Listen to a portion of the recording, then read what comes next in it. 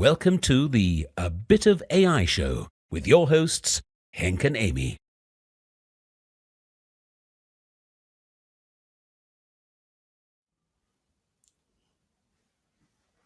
Hello everyone, and welcome to the 9th A Bit of AI show. My name is Henk Boelman, and I'm a white male with brown hair, wearing glasses and a black shirt. And hi everyone, my name's Amy Boyd. I am female with blonde hair and I'm wearing a black short sleeve dress. And Henk, you mentioned it's another exciting episode and we have someone quite special on this one. Exactly, looking so much forward to talk to him again. It's been a while. But once again everyone, welcome to the A Bit of AI show, and this show is all about the story behind the people that make the AI working. In our job, we meet so many people around the globe and we realize that there are so many different skill sets needed when people create AI solutions. From people actually doing the pre-sales, to the consultancy, to actually creating the deep neural networks itself and running it in production. And in this show, we invite people from all over the world that are professionals in the AI space to just have a casual chat and talk what they actually do during the week. So this is the 9th episode, and you already told it, Amy. We have someone very special today, and I couldn't be more excited to learn about his life. So in this show today, we have two items. We first start with our guest Ari Bornstein to chat about his life in AI, and finally we dive into a Learn Challenge of the week. And as always, all the links and everything and the recordings are provided on our website, abitofai.show. Nice. And yeah, before we speak to Ari, and actually me and Henk get to catch up with him after we've had a little break when he's gone on to amazing things, we actually want to remind you that after this show, we do have a bit of AI cafe. Now, what is that? It's a friendly meeting where after the show you can come and chat with me and Henk, but I'm pretty sure you'll want to chat with our guests more and actually just ask questions, share resources, and have a chat in a sort of offline space, a bit like what we used to do when we were at community events in person. So perfect, let's get started. Hi Ari, how are you doing today? Hey, welcome, and it's thank you guys for having me here. I'm doing great. Sunny outside and just beautiful day. Well, Joel, thank you so much for joining us, even if it is nice and sunny where you are. Let's get straight into it because we have so much to talk about. Like I said, we're technically on catch up here because you've moved on to amazing things, but we all used to work together in the advocacy team here at Microsoft. So it's an absolute treat to have you back. So first things first, Ari, for everyone else who doesn't already know you, can you tell us who you are and what you do in the space of AI? Absolutely. So first of all, as you guys can see, name's Ari Bornstein. I'm based here in Tel Aviv in Israel. Originally, I grew up in Washington, D.C. area. In the space of AI, I run the developer advocacy department for open source framework called PyTorch Lightning, as well as a cloud solution for streamlining training of AI models called Grid.ai. Very cool. Very cool. Well, there's a couple of pieces we're going to want to unpick there. First one is Tell us more about Grid.ai. Absolutely. So Grid is a company that does two things. First is we support a open source package running on top of PyTorch that allows you to organize your code, reduce your boilerplate, and take advantage of the best practices of deep learning without all the overhead of you having to implement everything yourself, while at the same time providing you the flexibility to override what you need as a researcher. So that's one side of things. On the other side of things, we have a cloud-based offering where our goal is to make ML ops invisible. And today there's a lot of overhead, a lot of work that you need to do in order to get models training that's not related to actual deep learning, AI research, and building out applications. And our goal is to build a platform that makes that invisible, one step at a time. Nice one. I was going to say that is the part, if I'm honest, that I am not as good at. Like I can do the basics, right? I understand the basics of ML ops, but I would never necessarily want to be completely trusted right now to be putting it personally into production from the ML ops side. Like I'd want to go and speak to someone who is a little bit more experienced. And yeah, I really think this kind of thing is what we're seeing a lot on a bit of AI, which is everyone has their specific segment of AI, but there are so many different things happening in this space. Speaking of which, all jobs in the AI industry daily are different. So this is quite a difficult question, but I reckon you've got it. Could you describe what an average day in your role looks like? What do you get up to as head of cloud advocacy? Sure. So the first answer, it's going to be a little disappointing, but there is no real average day. But I can break down kind of like an average week, maybe, or an average month, or what are the types of things that I do.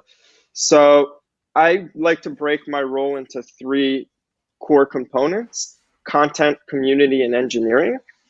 First and foremost, let's touch on community. And one of the big things that I do is we have a vibrant community using PyTorch Lightning, developing AI applications.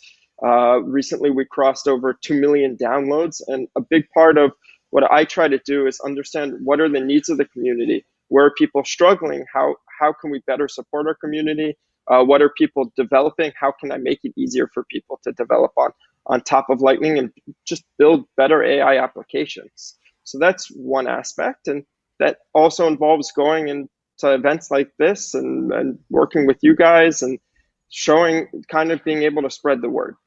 That's one aspect. The other aspect is content. And so based on the feedbacks and the different things that I hear from the community and my own work in the research labs, I try to develop content that unblocks people, whether that's through Medium posts or GitHub content, YouTube videos, Kaggle kernels, and all the like, and trying to enable people to, our goal in advocacy is AI and deep learning can be hard, and we want to go through the pain so that the end developer, when they get started, they don't have to go through that same pain. So that's one, the second pillar. And the last pillar is the engineering.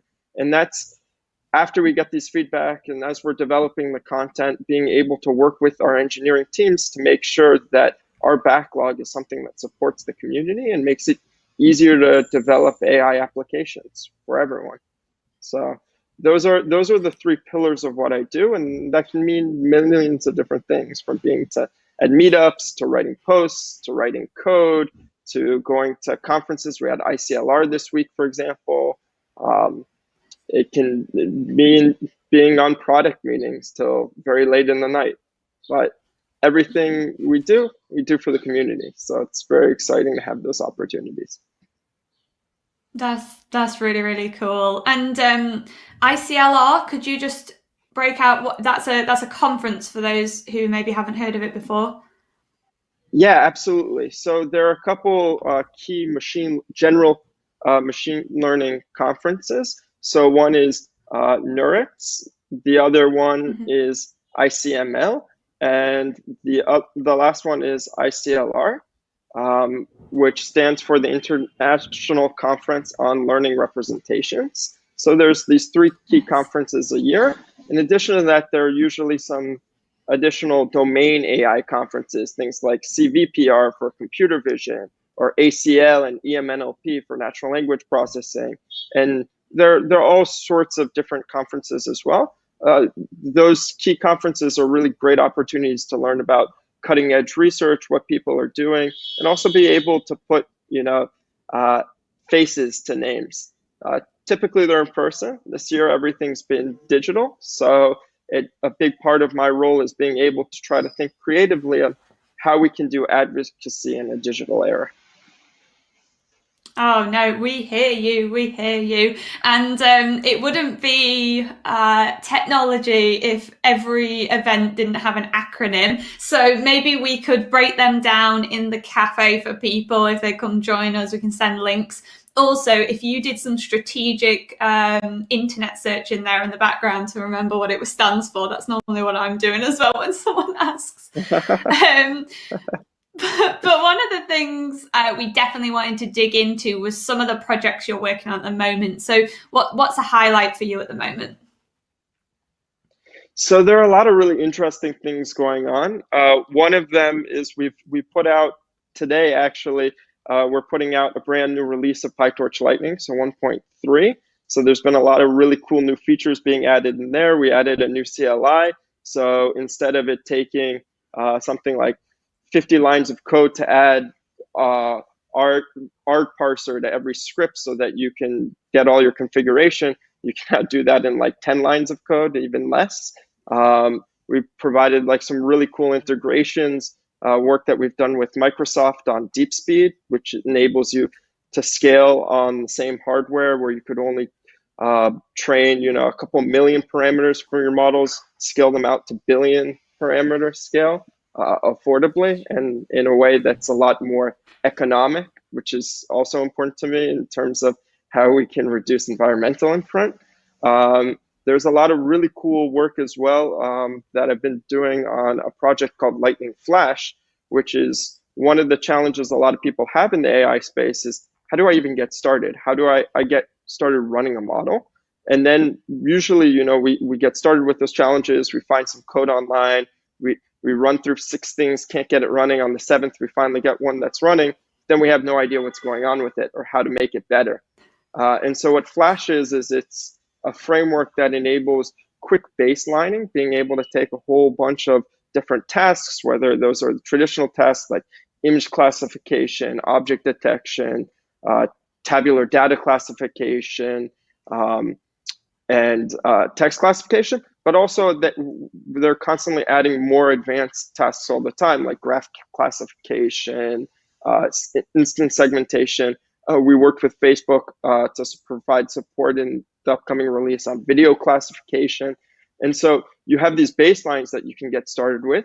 They integrate, you have this really nice backbone API. So if you're a framework maintainer, you can add your own models into the tasks to extend them. And you can also even integrate any model hub you want into Flash. But what's really powerful about Flash is not only does it allow you to just get started, evaluate a model, fine tune the model and do this very simply, but because everything's on Lightning, built in Lightning, it's organized so you can override what you need. So if I need to change a loss function because I want to experiment with a new form of loss function, or want to combine 2 tasks, or I want to do more complex scenarios, Lightning, because it's built on Lightning, you're able to override and really get that flexibility. So I'm really excited about the work that's going on with Flash. I'd say one other project that I know, there's so many projects, which is part of why this work is so exciting, is in the Lightning ecosystem, we're constantly asked about best practices for how to train models from frameworks such as Hugging Face and Transformers. So recently we released a package called Lightning Transformers that enables you to take advantage of all the best practices of the PyTorch Lightning ecosystem to more efficiently and effectively train Hugging Face Transformer models. So I'm really excited about that. And a lot of those innovations actually transcend just Hugging Face Transformer models. You can add your own research transformer models there as well. That's so cool. So we've got like PyTorch, then we have PyTorch Lightning, and then we have Lightning Flash as a feature of that. Yes, Lightning Flash, bolts, and transformers. So it's a full ecosystem around Lightning. Wonderful. And so Henk, do you wanna take it away with how Ari got into AI? Absolutely, yeah. We heard a lot about the tech now and what you do now, but I'm really interested in how you came to this point in your career.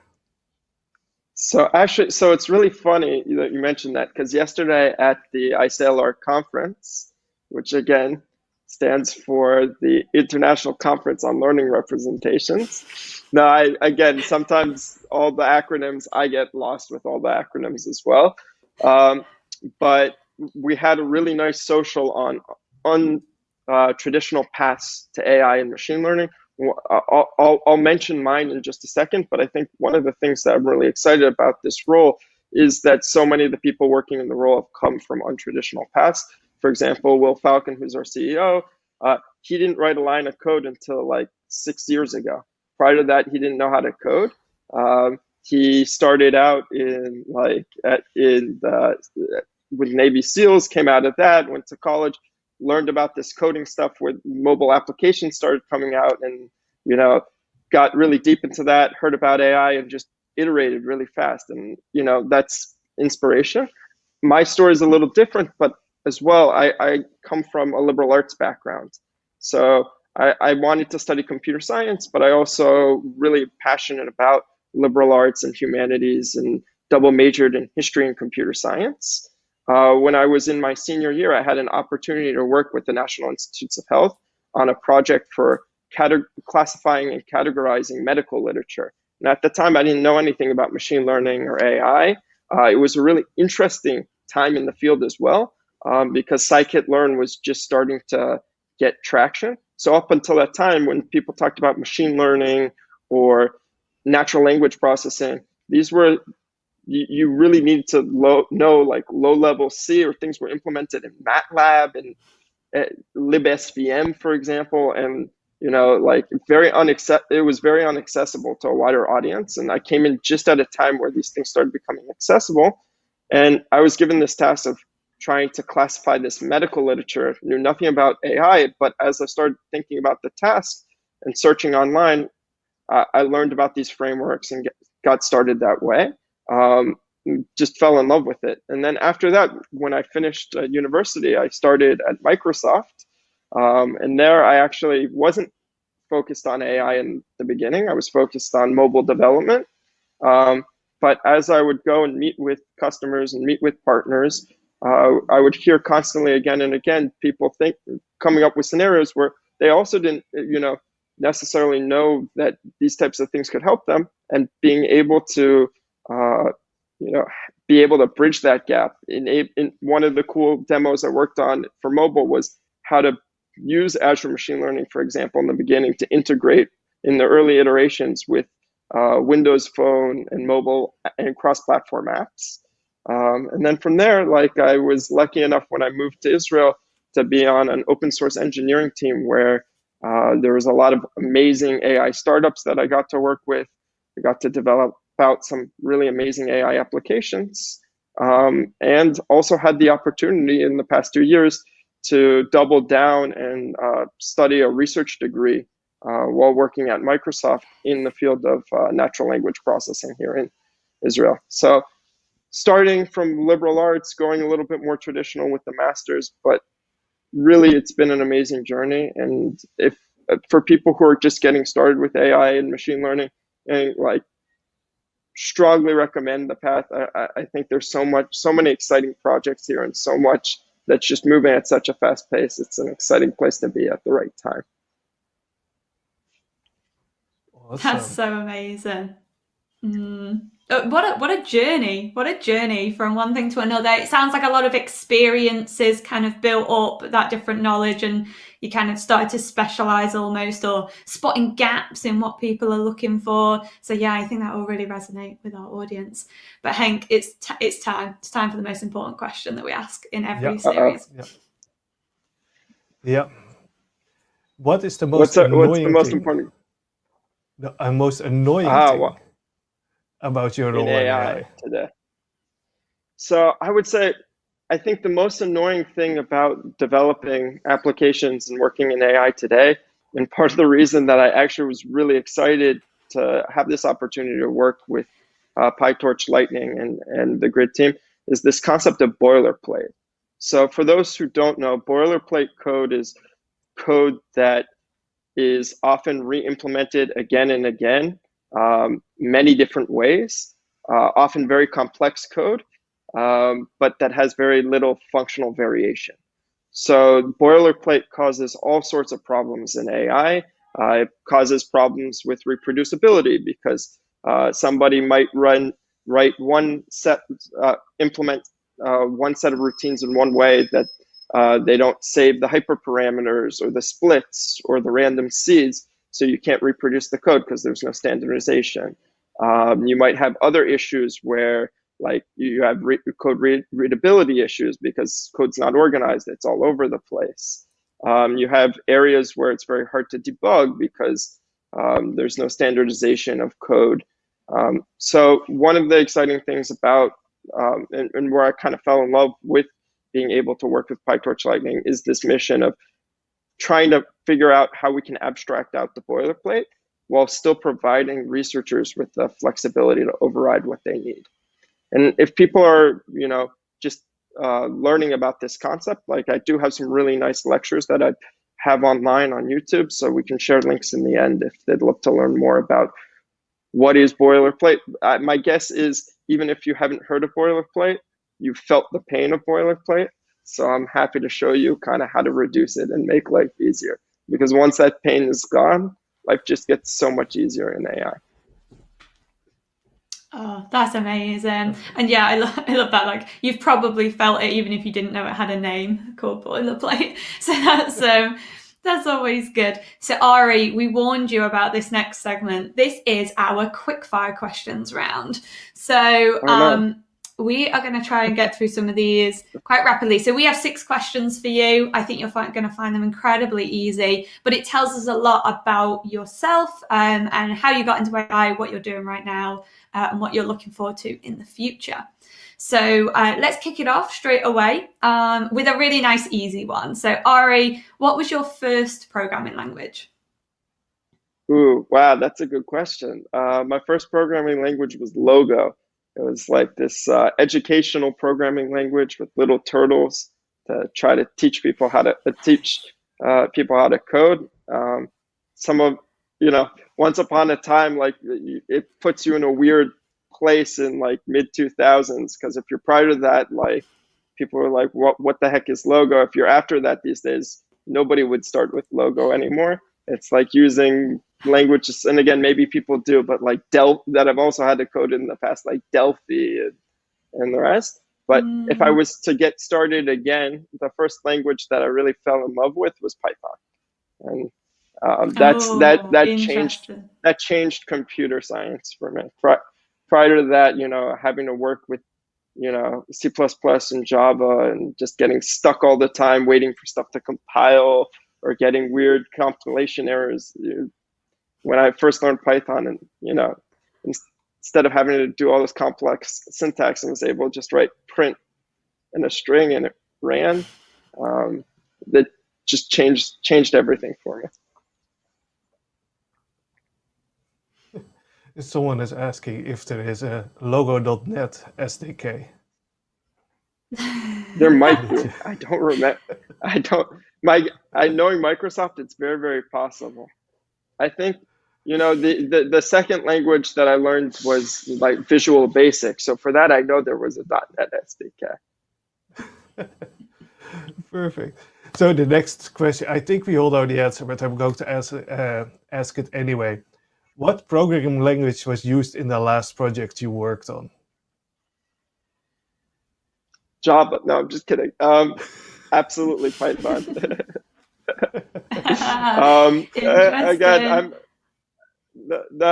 Again, don't get me wrong. I think it's good to have a wide range of understanding of different programming languages. For me, I've done a lot of front-end work, and I love JavaScript, .NET as well. Back in the day, I was writing Windows Phone apps, so I had to do a lot in .NET, and also built out some of the first applications for universal Windows apps for Windows 10. Java as well has its moments for scalability, C and the like, C++. But for me, like my heart will always be with Python, and I hope it. I would say like one of my things is, as it's matured, it's become much more of a production language, which for me, like in my hobbyist roots, it's sometimes a little painful because I remember just like the elegance of being able to do print and have a string and not have to put parentheses, or now all this Python code has typing. And again, 100% understand why, and it really makes more robust, cleaner to read, easier to use code. But it's really interesting how the ecosystem has evolved. Wonderful. Okay, for these next 4 questions, we're going to go through them fairly quickly. So for this next one, in no more than 1 sentence, what was the last thing you learned in AI? Oh, wow. Last thing I learned in AI. Really good question. Let's come back to it. I'm sorry. We're gonna go real fast, but no, I need to think about that's that. Good. Good. Henk, over to you. Yeah, favorite event in the AI calendar. Ooh, EMNLP. That's my favorite as a natural language processing person. Okay, yeah, those 2 sentences. Sorry. Okay. I know. Keep it to 1. Keep it to 1. What area of AI is on your list next to skill up on? Absolutely. Well, I've always been interested in reinforcement learning, so I'd love to learn a little bit more about that. Self-supervised learning, there's a lot of really cool stuff going there, so that as well. Yeah. That's interesting. And then, we've had that. That's a good one. And then final question. What training framework did you use last? That is PyTorch Lightning. I would hope that was the answer. It's interesting. It's interesting you asked that, because you almost caught me, because this morning, one of the nice things about Grid is we support multiple frameworks. So a lot of the work I do is around PyTorch Lightning, but I was actually even using LNNLP and validating some stuff this morning. So if you had asked me 2 hours ago, that answer would have changed. But luckily, it's the right answer. It's PyTorch Lightning. That's wonderful. It shows your versatility as well, and the ability to pick up different frameworks, and how important that is for the situation that you're in, where it's kind of offering that service element as well. But unfortunately, that's all we've got time for, Ari. Thank you so much for diving into questions about yourself, about your journey, about what you're working on, and also the amazing technology that you're working really closely with. We will share lots of links. This has been a great signposting piece for people to go and learn more. So we'll definitely be sharing some stuff on our website. Thank you for having me. Absolutely. And I sent a resource sheet. So if we share the links to the resource sheet, all the projects, all the things I spoke about, they're all accessible there. And always you see at Pythic Coder, you can reach out to me on Twitter, and I'm happy to support or help out any way I can. Wonderful. Perfect. All right. Well, thank you so much, Ari, and we'll see you in the cafe. Perfect. See you there.